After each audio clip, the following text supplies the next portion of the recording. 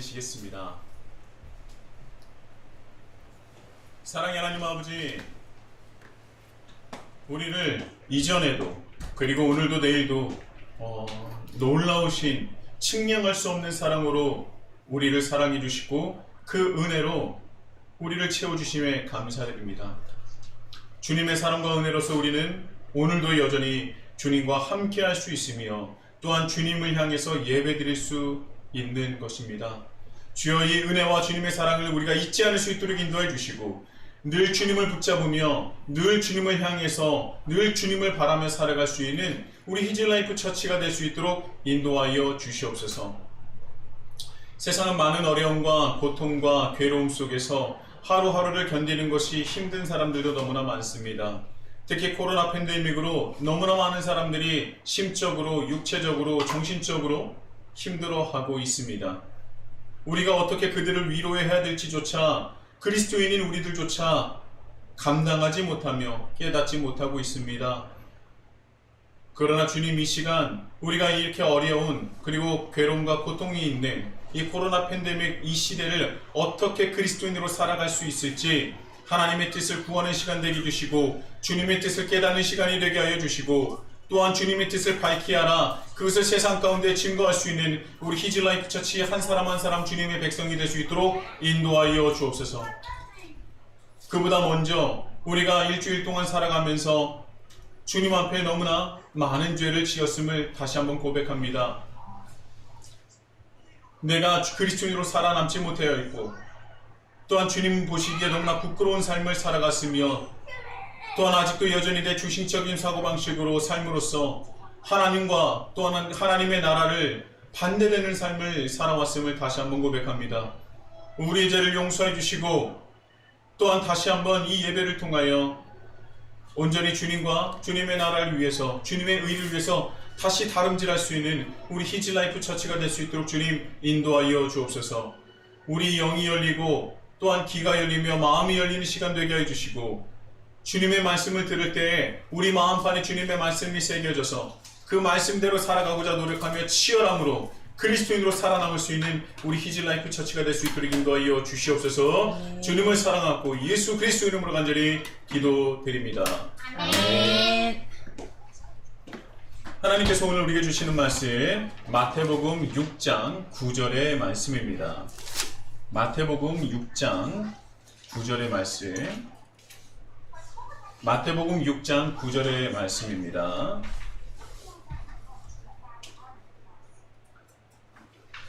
제가 하나님의 말씀을 받들어 봉독할 테니 여러분들은 마음으로, 영으로, 귀로 경청하십시오. 그러므로 너희는 이렇게 기도하라. 하늘에 계신 우리 아버지여, 이름이 거룩히 여김을 받으시오며. 아멘. 아멘. 할렐루야. 아멘. 목소리가 적은 것 같습니다. 네. 우리 인터넷으로 또 이제 온라인으로 예배를 드리고 계신데 여러분들 이 예배를 통해서 또 하나님께 분명한 영광을 돌릴 수 있어요. 우리가 다시 한번 하나님께 집중하는 시간을 가지시고 또한 하나님의 말씀을 우리 마음판에 새기는 귀한 시간이 되기를 예수님의 이름으로 축복합니다. 제가 다시 한번 할렐루야 할 테니까 큰 소리로 또한 자기 자신이 있는 그 자리에서 할렐루야를 외치면서 우리 다 같이 하나님의 말씀을 듣도록 하겠습니다. 할렐루야! 할렐루야.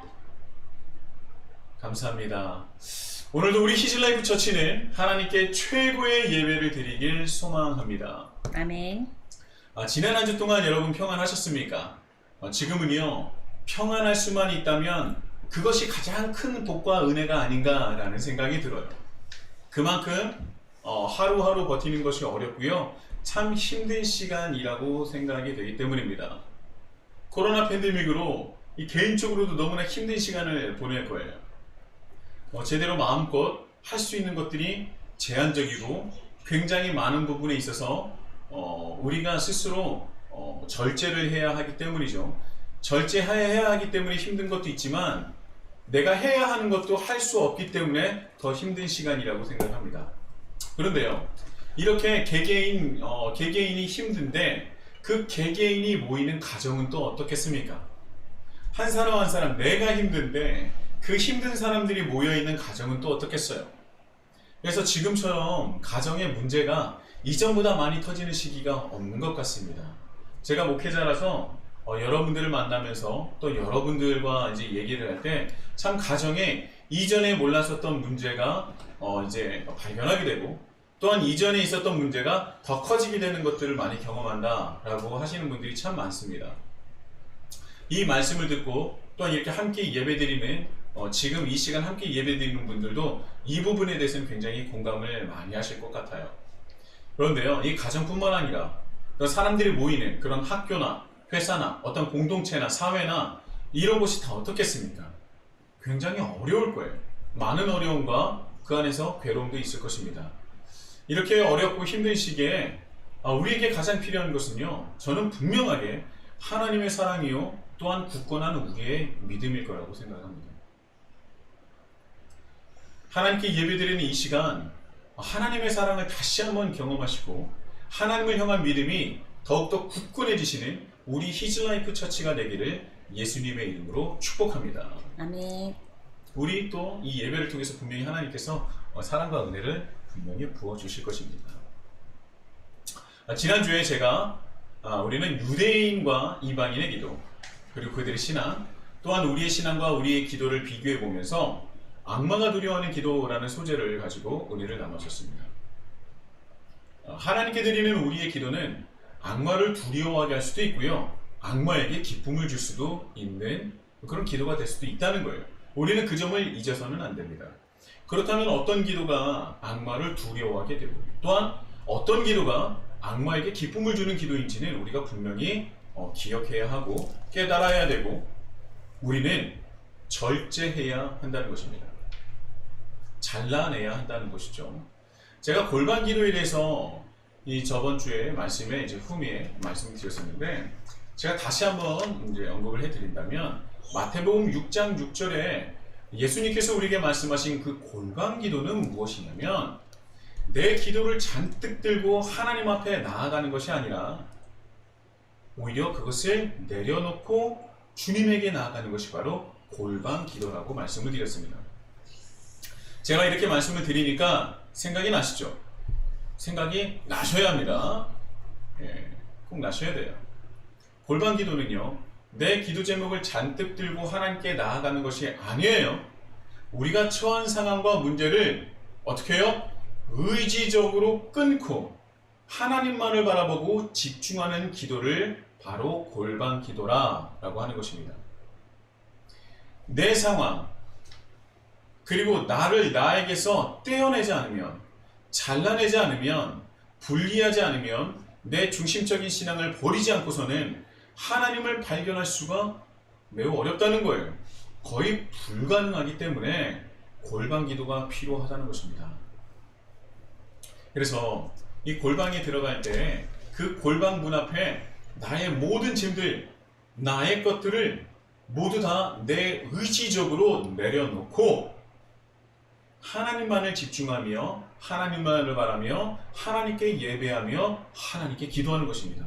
그것이 바로 골방 기도예요.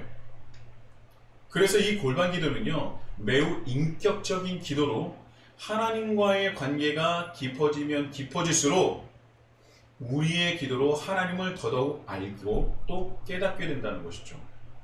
이것이 바로 인격적인 관계와 인격적인 기도로서 하나님을 더더욱 알게 되고 깨닫게 된다는 것입니다. 이런 기도는요, 타종교에는 없다는 거예요. 타종교에도 기도는 있지만 기독교의 독특하고도 완전하고도 특별한 이 기도의 능력은요, 악마를 두렵게 한다는 것입니다. 우리가 이렇게 기도를 계속 하잖아요. 우리의 것을 의지적으로 내려놓고 하나님만을 바라보고 하나님께만 기도하고 하나님만을 향한 그 기도를 계속 드리잖아요. 그렇다면 우리가 이제까지 드렸었던 기도의 방향성과 완전히 달라지게 된다는 거예요.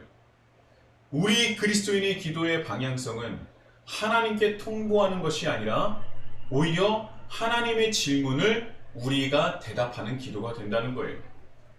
이것이 바로 그리스도인 기도의 본질인 것입니다. 여러분, 이것이 어마어마한 능력인 거예요.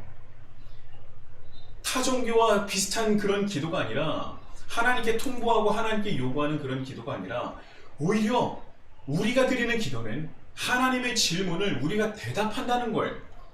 그것이 바로 그리스도인 기도의 본질인 것입니다. 나의 것을 아뢰는 것이 아니라 하나님의 것을 묻고 깨닫는 것, 이것이 그리스도인 기도의 본질이라는 것을 잊지 않으시길 바랍니다. 그래서 주님이 우리에게 성경을 통해서도 물으시지 않습니까?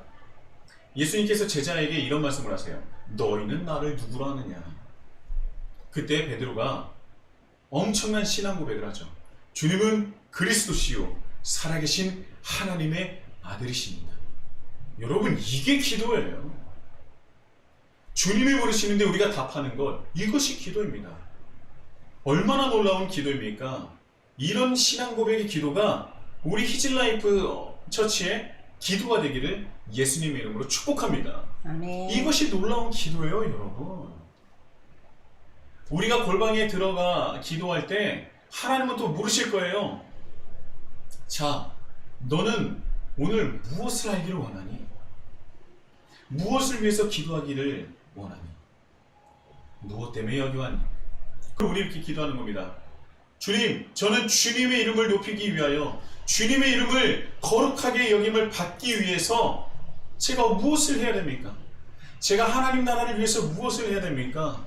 하나님의 뜻이 이 땅 가운데 이루어지기 위하여 내가 어떻게 무엇을 해야 합니까? 주님 말씀하옵소서. 내가 여기 있나이다. 주님, 제가 부족하니 제가 깨달을 수 있도록 너무나도 정확하게 확실하게 저에게 알려주십시오. 그렇다면 제가 달려가겠습니다. 이렇게 기도의 방향성이 달라지게 되면요, 자연스럽게 우리의 삶의 방향성도 달라지게 되는 거예요. 우리가 기독교인이 되면, 우리가 그리스도인이 되면 우리가 이전에 드렸었던 기도의 방향성이 달라지게 되고요, 그렇게 되면 자연스럽게 우리의 삶의 방향성 또한 달라지게 되는 겁니다. 내가 믿었는데 우리 삶이 변하지 않아요? 그건 올바로 된 믿음이 아니에요. 내가 주님께 기도했는데 내 삶이 변하지 않아요? 이건 우리의 기도가 뭔가 문제가 있다는 겁니다. 그래서 우리가 하나님 왜 우리의 기도를 들어주시지 않아요? 라고 하는 기도가 잘못된 거예요.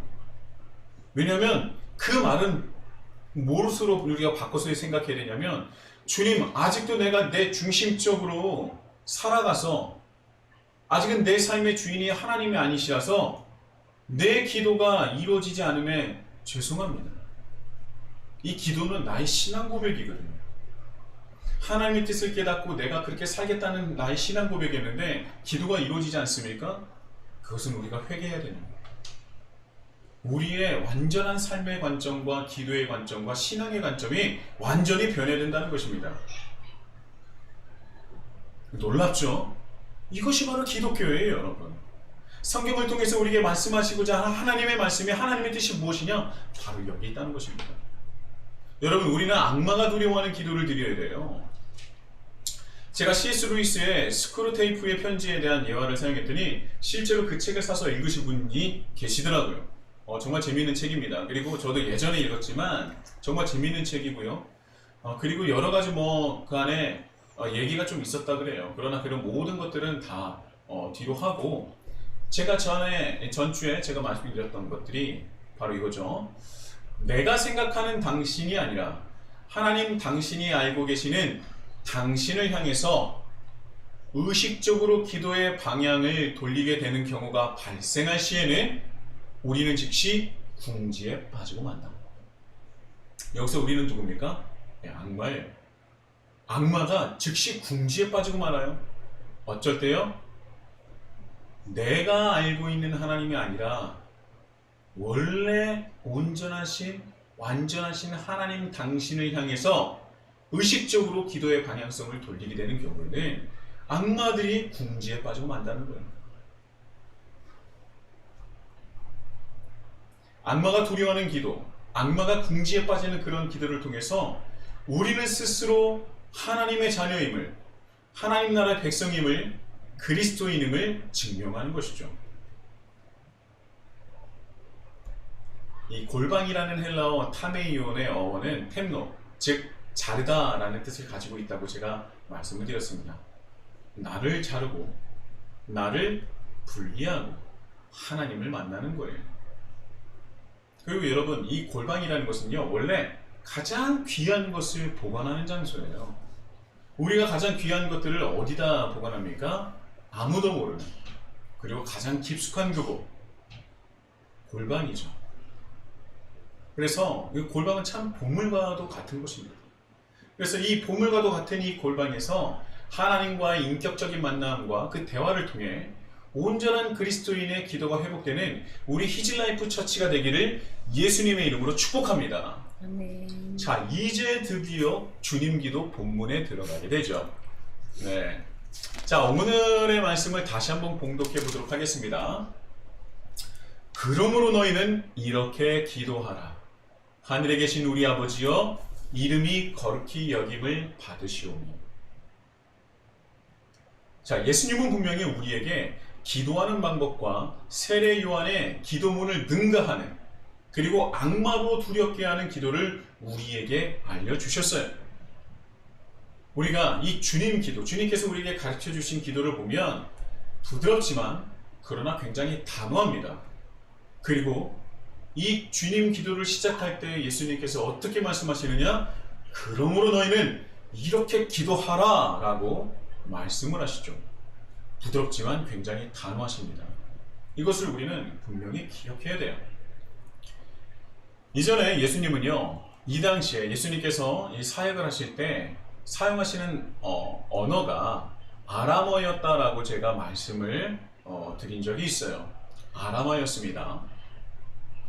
2000년 전에는요, 유대 땅은요, 유대 땅에서 살아가는 많은 사람들은 여러 가지 언어를 사용했어요.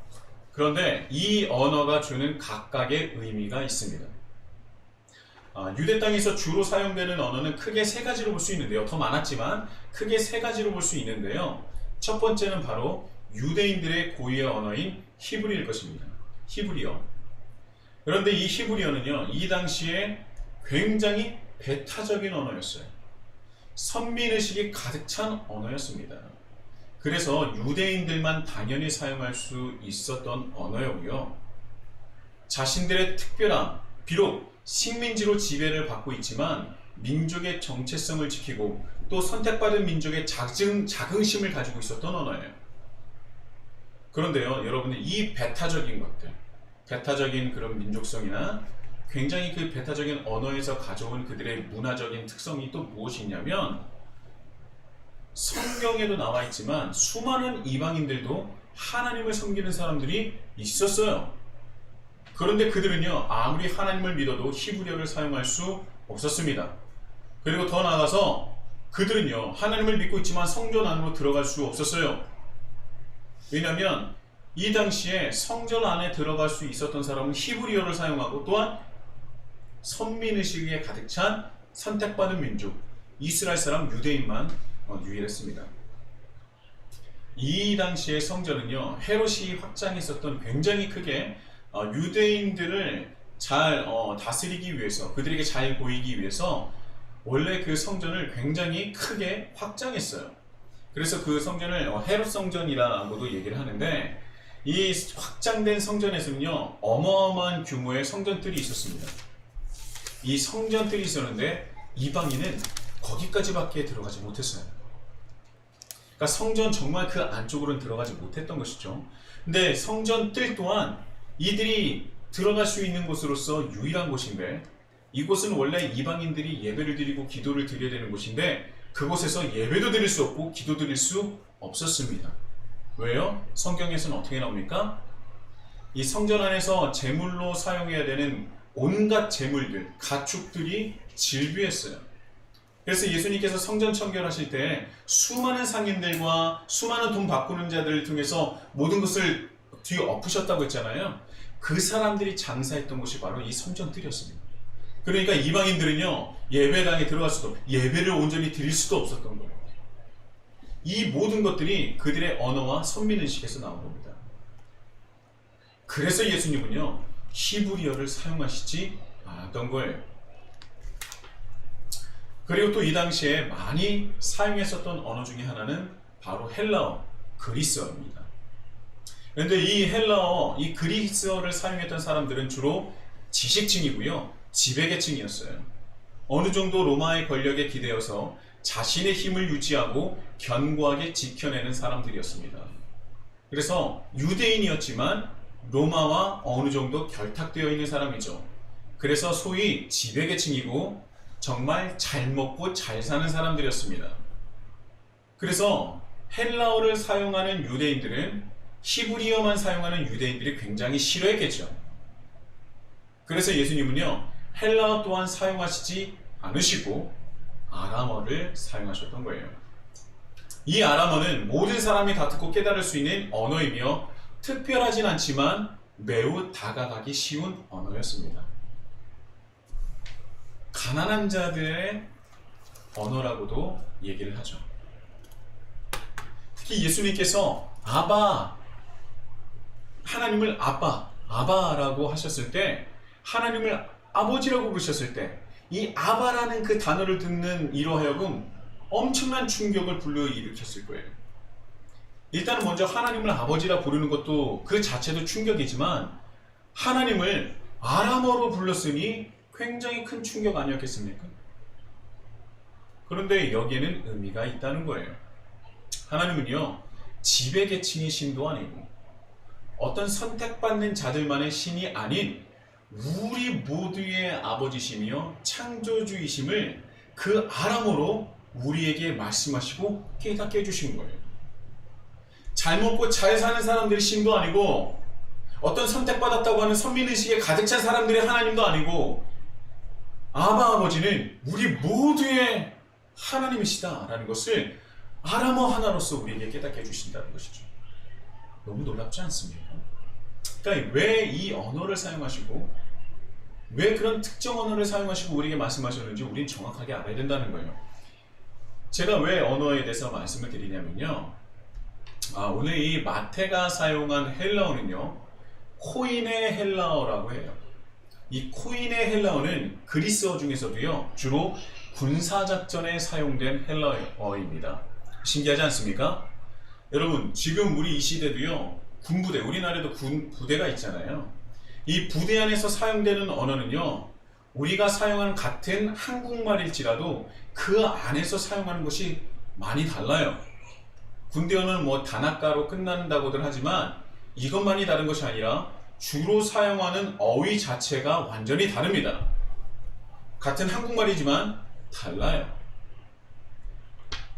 이때 당시에는요, 책이나 뭐 많은 사람들이 대부분은요, 클래식 헬라어를 사용했어요.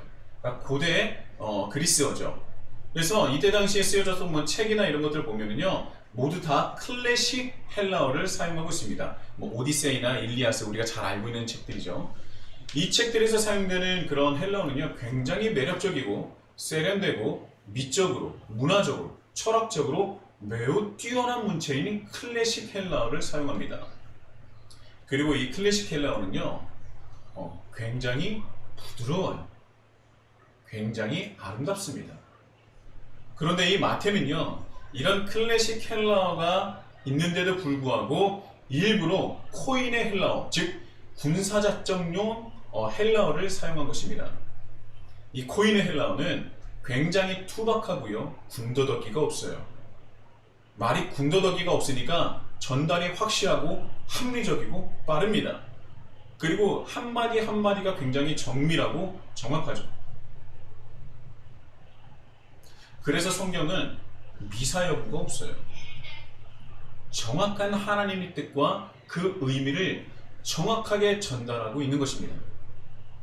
이 군사적인 언어가 그 명령이 이래도 되고 저래도 되고 이렇게 해도 되고 저렇게 해도 되고 이렇게 해석도 되고 저렇게 해석도 되면 안 되지 않습니까?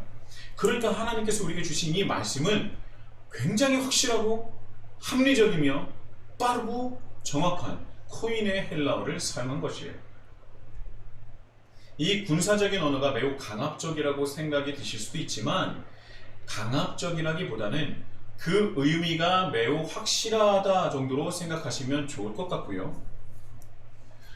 말하시는 분, 즉 하나님과 예수님의 분명한 의도가 정확하게 드러나 있다라고 우리가 생각하면 될 것 같습니다.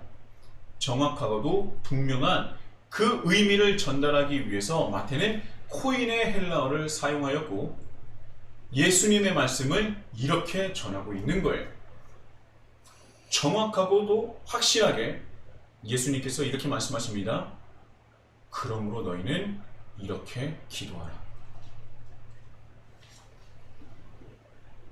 그러므로 너희는 이렇게 기도하라. 우리가 어떻게 기도해야 할지를, 무엇을 기도해야 할지를 정확하고도 확실하게 또 단호하게 말씀하고 계신 것이죠. 우리는 정말 이렇게 기도해야 됩니다. 우리는 정말 이렇게 기도해야 돼요. 다른 기도가 아니라 예수님께서 말씀하신 바로 이 기도를 드려야 한다는 것이죠. 이것을 꼭 기억하시기 바랍니다. 우리가 하나님께 드려야 할 기도는 바로 주님 기도, 주님이 가르쳐 주신 기도라는 것을 절대 잊지 않으셨으면 좋겠습니다.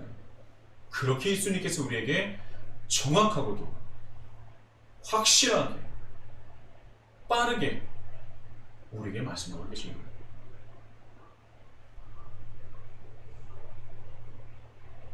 하늘에 계신 우리 아버지요. 하늘이라는 단어는요, 히브리어로는 샤마임이고 헬라어로는 우라노스입니다. 여러분에게 있어서 하늘이라는 것은 어떤 의미입니까?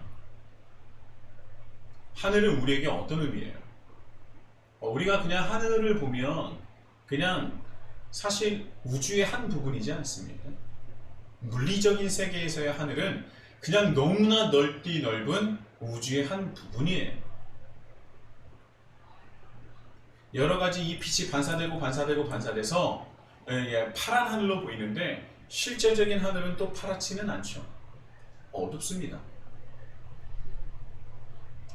그냥 우리가 눈으로 볼 수 있는 하늘은 그저 물리적인 세계의 하늘인데, 그렇다면 여러분들이 생각하는 하늘은 어떤 의미를 가지고 있어요?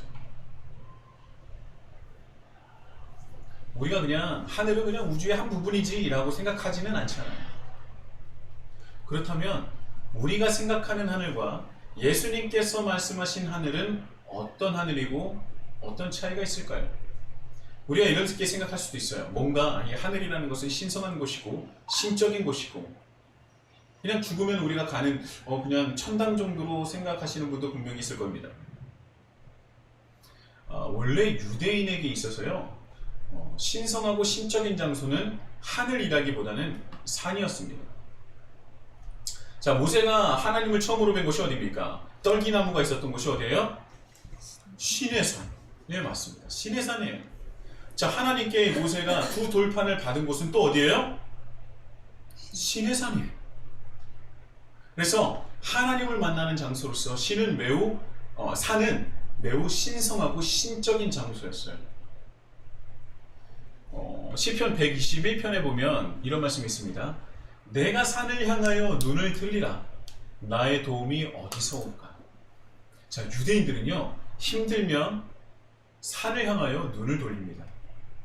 힘들면 저기 있는 산을 보는 거예요. 왜냐하면 산은 신성한 곳이고 신적인 장소로 여겼기 때문이죠. 그것이 그들의 전통과 문화 속에 스며들어 있는 것입니다. 자, 그런데요, 예수님은요, 산이 아니라 하늘이라고 말씀을 하고 계세요. 성경에서 말하고 있는 하늘은요, 물론 물리적인 하늘과 영적인 하늘, 이 두 가지를 다 말씀하고 계시죠. 사도행전 1장에서 보면 승천하신 예수님을 바라볼 때 그들은 하늘을 바라보고 있다고 하지 않습니까? 그것은 물리적인, 우리가 지금 이렇게 눈을 뜨고 위에를 보면은 우리가 볼 수 있는 하늘과 동일한 하늘입니다. 그런데요, 이 에베소서 1장에는요, 영적인 하늘에 대해서 바울이 말을 하고 있습니다. 영적인 하늘이 있다는 겁니다. 그런데 우리가 흔히 영적이라고 하면요, 절대로 이 땅과 이질적이고 거리감이 있고 별로 상관이 없는, 그리고 때로는 다다르지 못할 곳으로 생각을 하지 않습니까? 그러니까 우리가 살아가는 이 땅과는 별로 상관이 없고 오히려 상관이 없어야 하는 곳으로 생각을 하고 있어요. 하늘은 영적인 세계로 우리가 다다르지 못할 곳으로, 뭔가 정말 이데아적인 그런 곳으로 생각을 하죠. 그런데요, 에베소서 1장 3절에 보면 그리스도 안에서 하늘에 속한 모든 신령한 복을 우리에게 주시되 라고 말씀을 하고 있습니다. 자, 먼저는요, 이 하늘은 에베소서 1장 3절에서 말하는 하늘은요, 이 땅에서 누리지 못하는 신령한 복이 있는 곳이에요. 그런데 우리가 여기서 생각해야 될 것은 무엇이냐? 뭔가 우리가 누리지 못하고 있는 복을 가지고 있는데 그 복은 어떻게 되는 거예요? 우리에게 주시되. 하늘과 우리가 연결이 되어 있습니까? 따로 떨어져 있습니까? 연결이 되어 있다는 거예요. 연결이 되어 있기 때문에 우리에게 주신다는 말씀을 하고 있는 것이죠. 우리가 살고 있는 이 땅과 예수님께서 말씀하시는 그 하늘과는 단절되어 있는 것이 아니고 분리되어 있는 것입니다. 지금은 분리되어 있는 것이지 단절되어 있는 것은 아니라는 거예요. 서로 연관성이 분명히 있고 매우 밀접하다는 것입니다. 그리고 또 이어지는 에베소서 1장 10절에 보면요, 하늘에 있는 것이나 땅에 있는 것이 다 그리스도 안에서 통일되게 하려 하심이다 라고 말씀을 하고 있어요. 자, 하늘에 있는 것이나 땅에 있는 것이나 결국 어떻게 된다고요? 그리스도 안에서 하나가 되게 할 것이다 라고 말씀을 하고 있다는 겁니다. 우리가 이 말씀을 절대 잊지 말아야 돼요. 너무나 중요한 말씀입니다. 성경에서 말하는 그런 영적인 하늘은요, 예수님께서 말씀하신 하늘은 땅과 연관성이 없는 곳이 아니라 굉장히 밀접하게 연관성이 있고, 그리고 결국 이 둘은 그리스도 안에서 통일되게 하나 되게 하실 것이라는 것입니다. 누구 안에서요? 예수 그리스도 안에서. 누구를 통해서? 예수 그리스도를 통해서 하나가 되는 존재. 자, 이 말씀으로 보자면 하늘은 이 땅에서 누리지 못하는 복이 있는 곳인데 결국 그곳은 그리스도 안에서 하늘과 땅이 하나로 함께 모이게 될 것을 말씀하고 있어요. 합체가 된다는 것이죠. 제가 다시 한번 간단하게 말씀드릴게요. 이 땅에 없는 것이 있는 곳인데 하늘은 결국 그리스도로 인하여서 이 땅과 하나가 될 것. 그것이 바로 성경에서 말하는 하늘의 정의입니다. 하늘이라는 것은 이 땅과 떨어져 있지만 분명히 하나가 될 것을 말씀하고 있고요. 분명한 연결성과 밀접한 관계성을 우리에게 말하고 있습니다. 그렇기 때문에 그저 이곳을, 하늘을 그저 죽으면 가는 곳쯤으로 생각하면 반은 맞고 반은 틀리다는 거예요. 대부분 그리스도인들은요, 하늘에 계신이라고 할 때 그 하늘을 대부분 죽으면 가는 천당쯤으로 말씀하시는 분이 대부분일 것입니다. 아, 그것은 죽으면 가는 곳이지, 천당이지. 여러분, 그런데 그것만이 아니에요. 에베소서 1장 10절의 말씀을 우리는 정확하게 기억해야 합니다. 궁극적으로는 하늘과 이 땅은 다른 곳이 아니에요. 왜냐하면 결국 하나가 될 것이기 때문입니다. 그리고 그 하나됨을, 이 땅과 저 위에 있는 그 하늘, 하나님이 실존하시고 하나님이 계신 그 하늘을 하나가 됨을 준비하는 존재가 있는데 그것이 바로 예수님을 돕는 우리 그리스도인이라는 것입니다. 우리가 이 땅에서 살아가면서 그 하늘과 이 땅이 하나가 되어 완전한 하나님 나라가 될 텐데 그것을 준비하고 주님의 뜻을 돕는 존재가, 함께하는 존재, 하나님의 계획에 함께하는 존재가 바로 우리 그리스도인이라는 거예요. 지금은 비록 하늘과 같지 않게 하나님의 통치와 하나님의 뜻이 잘 이루어지지 않고 죄로서 깨어진 존재들과 사탄이 맹렬하게 저항하고 있는 이곳에서, 이 땅에서 하나님의 통치와 하나님의 뜻이 이 땅에서 그럼에도 불구하고 이루어지고 있음을, 그리고 그것이 멈춰진 것이 아니라 확장되고 있음을, 또한 하나님께서 예수님을 통해서 분명한 승리하셨음을 증거하고 드러내는 존재, 그것이 바로 우리고요. 그것이 이 땅과 하늘을 하나로 만들 예수님 안에서 이루어지는 그 사건을 준비하는 것이라는 겁니다. 이것이 믿음의 실상이에요. 장차 하늘과 하나가 될 이 땅을 하나님 나라로 확장하며 준비하는 존재가 우리 바로 예수를 믿는 그리스도인이라는 것입니다.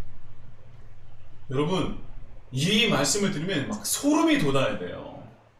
와, 우리가 그런 존재였구나. 와, 우리가 그런 존재였구나. 하나님을 믿는다는 것이 바로 그것이구나. 이 부족한 나인데도 내가 뭐라고 나를 그렇게 사랑하시고 일방적으로 사랑하시고 은혜 주시고 우리를 구원받은 존재로 우리를 불러주셔서 그 놀라운 하나님께서 역사 그리스도 안에서 이루어진 그 하늘과 이 땅이 하나가 되는 그것을 준비하는 존재, 그 하나님의 놀라우신 계획에 함께하는 존재를 우리를 택하셨구나. 여러분, 소름이 돋아야 돼요. 막 닭살이 막 돋아야 돼요. 여러분, 이거 보이시지 않을지 모르겠지만 막 닭살이 막 돋아야 되는 겁니다. 놀라워야 돼요, 여러분. 내가 뭐라고? 너무나 감사해야 되는 거죠. 정말 늘 감격할 수밖에 없는 거예요. 우리가 예배를 드리면, 우리가 기도를 드리면 감격할 수밖에 없는 거예요. 근데 예배를 드려도 기도를 드려도 우리가 감격하지 못하는 것은 아직도 나 중심적인 신앙에서 벗어나지 못했기 때문입니다. 그래서요, 우리는 막 흔히 하는 말이 있어요. 우리의 소망은 천국입니다. 천당입니다. 그리고 이어지는 말이 있죠. 이 땅의 삶은 덧없다. 이 땅의 삶은요, 헛되다. 왜? 우리 소망은 저기에 있으니까. 이 말은요, 어떻게 보면 하나님께서 여전히 일하심을 너무나 무색해하는 말이라. 하나님은 여전히 이 하늘과 이 땅의 하나됨을 위해서 열심히 일하시고 열심히 우리와 함께 가시기를 원하시고 지금도 여전히 일하고 계시는데 우리는 뭐라 그래요? 우리의 소망은 하늘이야. 이 땅의 삶은 덧없어. 헛되네. 그리고 나는 이 땅에서 나는 죄인이기 때문에 할 수 있는 것이 아무것도 없어. 이것만큼 하나님의 일하심을 무색해하는 말이 어디 있겠습니까? 이 땅의 삶은 덧없다. 죽음의 끝이다. 헛되다. 우리의 소망은 저기 하늘 저 천당에 있다. 천국에 있다. 아니에요, 여러분. 하나님의 소망은 여전히 이 땅을 향하고 있지 않습니까? 하나님의 바람이 뭐예요? 이 땅이 하나님 나라로 변화되는 거예요. 하나님의 소망은 여전히 이 땅에 있는데 왜 우리의 소망은 저 위에만 있다고 합니까? 우리는 하나님을 믿는 자고 하나님을 따르는 자잖아요. 그러니까 우리의 궁극적인 소망은요, 하늘의 하나님 나라와 이 땅의 하나님 나라가 하나 되기를 소망해야죠. 그리고 우리는 이 땅에 있을 때 이 땅이 하나님 나라로 확장되는 그 소망을 가지고 하나님과 동행하며 살아가야 되는 건 아닙니까? 그래서 우리의 소망은요, 이 땅에 있어야 되는 거예요. 이 땅에서의 삶을 우리는 소망하고 바라고 변화되고 성장하기를 원하며 우리는 살아가야 한다는 것이죠. 하나님은 여전히 이 땅에 소망을 두고 계시고 일하고 계시는데 정작 하나님과 함께해야 될 자들은 엉뚱하게 이곳은 덧없다. 내 소망은 저 하늘에 있다고 하는 것이 얼마나 하나님을 안타깝게 하고 또 섭섭하게 하는 말이냐라는 것이죠. 여러분, 우리는 다시 한번 깨달아야 돼요. 다시 한번 생각해 봐야 됩니다. 우리가 흔히 말하는 그 말이 얼마나 잘못된 그 말인지 실수하는 말인지를 우리는 깨달아야 된다는 것이죠. 주님께서 말씀하시는 하늘은 절대 이 땅과는 뗄래야 뗄 수 없는 곳이에요. 그저 신성하고 신적인 것으로 끝나는 것이 아니라 결국은 우리가 살아가는 이 땅과 하나가 될 것이라는 것입니다. 우리는 절대 이것을 잊어서는 안 돼요.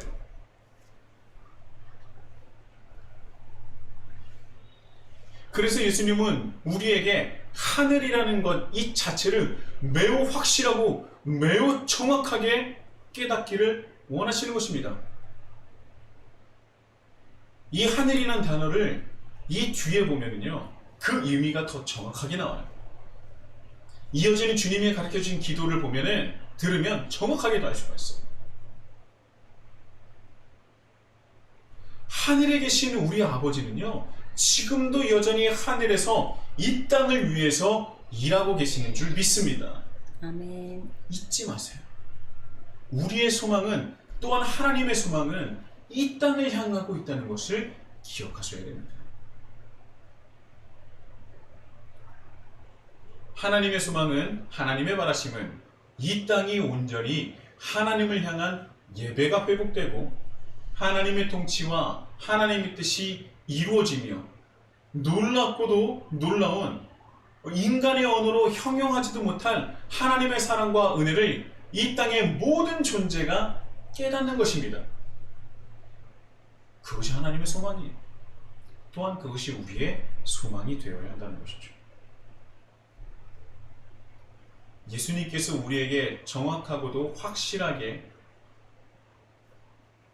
또 강하게 말씀을 하고 계시는 이 하늘은 죽으면 가는 천당쯤이 아니라는 것을 우리는 이 하나를 꼭 알고 살아가야 할 것입니다. 자, 하늘은요, 지금 하나님이 계신 곳으로 하나님의 통치와 하나님의 뜻이 이루어지는 곳이에요. 그러나 그곳은 장차 예수 그리스도를 통하여 이 땅과 하나가 될 곳입니다. 그러므로 우리는 예수 그리스도를 통하여 하나됨을 준비하는 자로 이 땅에서 하나님 나라를 위하여 하나님의 통치와 하나님의 뜻을 이 깨어진 세상에 드러내고 또 이뤄내는 존재가 되어야 된다는 거예요.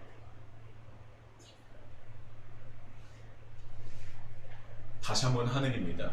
하늘, 성경에서 또한 주님께서 가르쳐 주신 기도 속의 하늘은 하나님께서 현존하시며 일하시는 실존하는 그곳, 하나님께서 현존하시고 일하시는 정말 실제로 존재하는 실존하는 그곳이에요. 그곳은 장차 예수 그리스도를 통하여 이 땅과 하나 될 영광스러운 그곳입니다. 그러므로 우리는 그 하늘과 하나됨을 준비하는 자로 선택받은 그리스도인이라는 것을 잊지 마시길 바랍니다. 우리가 이 귀한 이 은혜의 말씀을 가지고 한 주 동안 하늘에 계신 하나님을 위해서 하나님 나라와 이 땅의 하나님 나라가, 하늘의 하나님 나라와 이 땅의 하나님 나라가 하나됨을 준비하시는 우리 히즈라이프 처치가 되기를 예수님의 이름으로 축복합니다. 아멘. 우리 다 같이 믿음으로 서리라 라는 찬양으로 하나님께 영광을 돌리시겠습니다.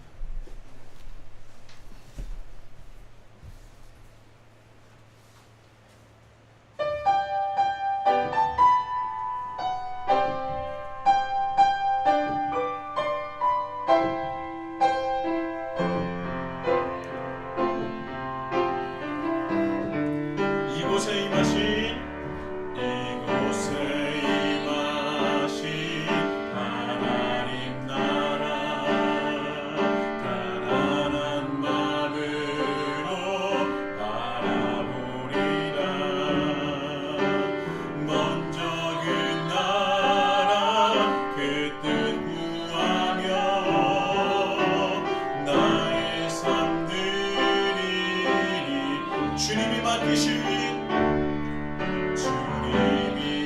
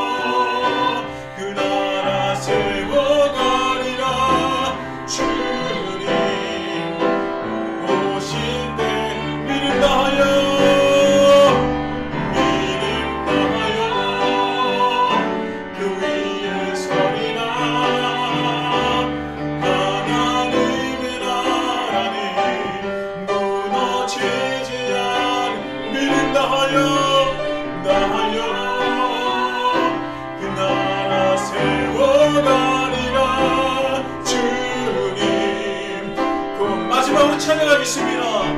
믿음 다하여 믿음 다하여 그 위에 서리라. 하나님의 나라는 무너지지 않으니 믿음 다하여 그 나라 세워가리라. 주님 곧 오실 때까지. 우리 다 같이 이 시간 기도하겠습니다. 하나님, 우리는 일주일 동안 지난주에 주님께서 우리에게 주신 그 말씀, 골방의 기도를 가장 그물과 같은 그곳에서 나의 것을 내려놓고 하나님께 기도하는 그 골방 기도를 드렸습니까? 아니면 이전과 별과 다름없는 그런 너무나 무의미한 성장하지 않는 그런 한 주를 살아갔습니까? 주여, 우리가 말씀을 듣고 또한 우리가 예배를 드리는 것이 그저 일주일에 한 번, 그저 주일에 하나님께 예배 드리는 것이 끝나는 것이 아니라 우리의 일주의 삶을 모든 것을 지배하며 모든 것을 이끌어갈 수 있도록 주님 인도하여 주시옵소서. 또한 이번에는 하늘에 계신 우리 아버지, 그 하늘에 대해서 우리가 듣지 않았습니까? 주여, 그 하늘을 그냥 그저 우리가 చూ며 가는 것이 아니라 그것뿐만 아니라 이 땅 가운데 하나님께서 계획하시고 일하시는 것을 전자 예수 그리스도를 통하여서 하늘에 있는 하나님 나라와 이 땅에 있는 하나님 나라가 하나 될 것을 우리가 기다리며 우리가 그것을 살아가며 준비하는 존재로서 그 하늘을 바라보며 살아가야 되는 것을, 그곳이 바로 그 하늘이라는 것을 깨달을 수 있도록 인도하여 주시옵소서. 주님, 하늘은 그냥 우리가 죽어서 가는 곳이 아닙니다. 그 하늘과 이 땅의 하나됨을 준비하는 자들이라 된 것을 우리가 잊지 않을 수 있도록 인도해 주옵소서. 그래서 이 땅의 하나님 나라를 우리에게 맡겨주시지 않았습니까? 주님, 이 시간 우리가 기도할 때에 주님, 우리가 이 땅의 하나님 나라를 위해서 또한 저 하늘에 있는 하나님 나라가 이 땅 가운데 이 땅에 있는 하나님 나라와 하나가 될 때에 그 전에 우리가 준비해야 될 것은 무엇입니까? 우리가 그 전에 하나님께서 계획하신 부분이 우리 안에, 우리 공동체 안에 어떤 것이 있습니까? 주여, 말씀하옵소서, 말씀하옵소서. 우리가 깨닫기 원합니다. 나에게 맡겨주신 이 땅의 하나님 나라야, 우리가 확장해야 될 부분은 어디 있습니까? 우리가 구해야 될 것은 무엇입니까? 우리가 이루어야 될 것은 무엇입니까? 우리가 앞장서서 나가야 될 것은 무엇입니까? 우리가 그것을 깨닫기 원하오니 주여 말씀하옵소서. 우리 다같이 하나님께 간절함으로 기도하겠습니다. 하나님 아버지, 주님, 우리가 주님께 기도해야 될 것은 주여 나의 것이 아니라 골방의 기도라고 우리에게 말씀하셨습니다. 나의 것을 다 내려놓고 오직 주님 것을 우리 하나님께 하나님 뜻을 묻는 우리가 되게 해주시고 하나님께서 우리가 질문하는 것을 답하는 기도가 될 수 있도록 인도해 주옵소서. 그 온전한 기도로 우리가 회복될 수 있도록 인도해 주옵소서. 그것이 기도의 본질 아닙니까? 우리가 드려야 될 기도는 주님께서 주신 그 질문에 답하는 것 아닙니까? 주여 말씀하옵소서. 깨닫기 원합니다. 주님께서 우리에게 말씀하신 것, 이 땅에 하나님께서 예수 그리스도를 통해서 시작하신 하나님 나라, 이 땅의 하나님 나라를 아버지여, 정말 이 하늘에 있는 하나님 나라와 하나님을 위해서 우리가 무엇을 해야 됩니까? 주여, 우리가 열심히 버티는 하나님 뜻대로 살아가야 되는 것, 하나님께서 우리에게 직접적으로 말씀하신 것, 그것을 세상 가운데 드러내는 것이 시작이라는 것을 잊지 않을 수 있도록 인도해 주옵소서. 우리의 삶의 변화부터 우리가 시작될 수 있도록 인도해 주시고 우리의 기도와 우리의 믿음과 우리의 삶의 방향성이 모든 것이 변화될 수 있는 귀한 역사 이루어 주시옵소서. 아버지요, 그냥 듣는 것으로만 끝나는 것이 아니라 아버지, 내가 변화받을 수 있도록 인도해 주시고 아버지, 이 세상을 주님의 말씀으로 변화시킬 수 있는 온전한 열매를 맺어가며 성령의 9가지 열매를, 9가지 속성의 열매를 맺어가는 우리가 될 수 있도록 주님 인도하여 주시옵소서. 주님,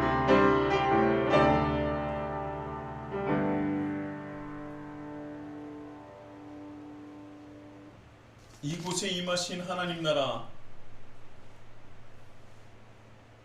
가난한 마음으로 바라보길 원합니다. 우리가 다른 것이 아니라 먼저 그 나라, 하나님 나라의 그 뜻을 구하며 우리의 삶을 드릴 수 있는 우리 히즈라이프가 될 수 있도록 인도하여 주시옵소서. 주님께서 예수 그리스도를 통하여서 이 땅에서 시작하신, 그리고 또한 우리에게 맡기신 하나님 나라가 주여, 바로 우리 눈앞에 있지 않습니까? 그것을 믿음의 눈으로 바라볼 수 있도록 인도하여 주옵소서. 하늘의 뜻이, 하나님 나라의, 하늘에 있는 하나님 나라의 그 뜻이 이 땅에 있는 하나님 나라 가운데 완성될 그날까지 믿음을 다하여 우리가 주님을 위해서 살아가게 하여 주시옵소서. 하나님 나라는 절대 무너지지 않습니다. 이 세상에 권세 잡은 자들이, 어둠의 권세들이, 사단들이 너무나 강하고 너무나 강력하게 보일지라도 우리 그리스도인, 또한 주님을 믿는 우리 그리스도인들은 성령의 하나님이 함께 계시기에 절대 우리는 패배할 수 있는 존재가 아님을 믿습니다. 주님이 곧 오실 때까지 하늘에 계신 우리 하나님께서 이 땅에 다시 오실 그때까지 우리는 믿음을 다하여서 이 땅에서 시작하신 하나님 나라를 위해서 살아가며 준비하는 우리 귀한 히즈라이프가 될 수 있도록 주님 인도하여 주옵소서. 한 걸음부터입니다. 한 걸음부터입니다. 한 번에 단번에 이루어지지 않습니다. 한 걸음 한 걸음 나아가 한 층 한 계단 한 계단을 올라가 온전한 그리스도인으로 성장하여 하늘의 하나님 나라와 이 땅의 하나님 나라를 하나가 될 그날까지, 그 역사가 이루어질 때까지 하나님의 계획을 돕는, 준비하는, 주님과 함께하고 동행하는 우리 히즈라이프 처치가 될 수 있도록 인도하여 주시옵소서. 예수님의 이름으로 간절히 기도드립니다. 아멘. 이제는 우리 주 예수 그리스도의 은혜와 하나님 아버지의 극진하신 사랑과 성령님의 감화감동 역사하심이, 그 충만하심과 영원하심이 하늘에 있는 하나님 나라와 이 땅에 있는 하나님 나라가 하나 될 때까지 주님의 나라를 위하여, 주님의 이름을 위하여 열심히 치열하게 그리스도인으로 살아가고자 결단하는 이 자리는 모든 주님의 백성들 머리 위에 함께 예배드리는 모든 주님의 지체들 가운데 이제로부터 영원토록 함께 하시기를 간절히 축원하옵나이다. 아멘.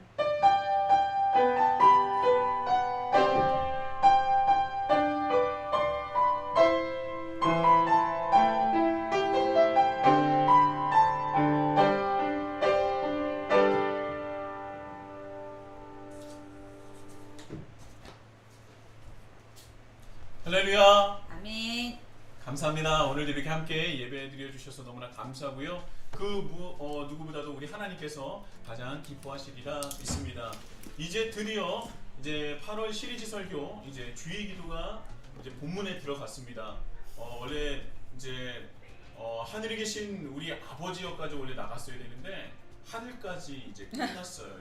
그래서 다음 주에 우리 아버지여가 이어집니다.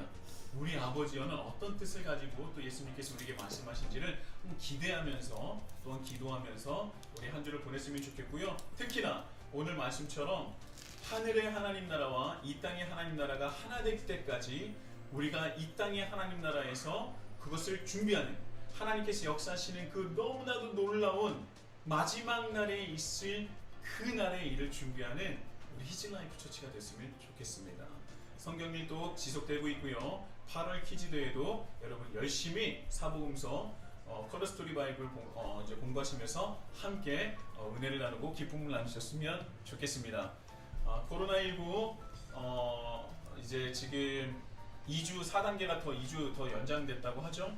2주가 더 연장이 됐는데 저희들이 또 국가 정책을 보니까 좀 변화된 게 있어요. 그래서 100인 이하의 그 종교나 종교 시설의 여러 단체들 같은 경우는 19명까지는 19명까지는 함께 해도 된다고 하더라고요. 그래서 다음 주부터는 온라인 예배도 진행하지만 오프라인으로도 예배를 드린다는 거 여러분 함께 아셔서 또 함께 눈을 마주치면서 비록 이제 마스크를 쓰고 가림판은 해야 되겠지만 우리가 그렇게 함께 눈을 마주치면서 예배 드릴 수 있는 그런 은혜까지도 함께 나눴으면 좋겠습니다.